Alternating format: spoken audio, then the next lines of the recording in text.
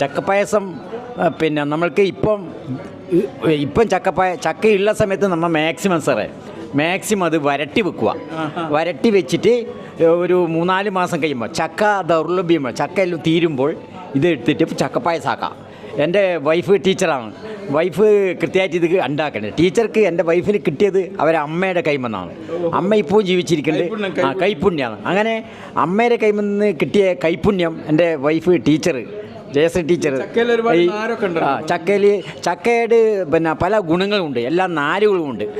ഞാൻ മനസ്സിലാക്കുന്ന ക്യാൻസർ, അങ്ങനെ പിന്നെ ഹൃദയാഘാതം, അതിനെല്ലാം പിന്നെ പ്രൊട്ടക്റ്റ് ചെയ്യുന്ന ഒരു നല്ലൊരു വിഭവമാണ് ചക്കപ്പായസം. നമ്മൾ ഈ ആപത്ത് കാലത്ത് ഉപയോഗിക്കാൻ വേണ്ടി. അതെ സാറേ, അതെ അതെ. ശരിക്കും പറഞ്ഞാൽ ആപത്ത് കാലത്ത് തൈപ്പത്ത് വെച്ചാൽ കാപ്പത്ത് കാലത്ത് തിന്നാം. അതാണ് ചക്കപ്പായസിൻ്റെ ഗുണം.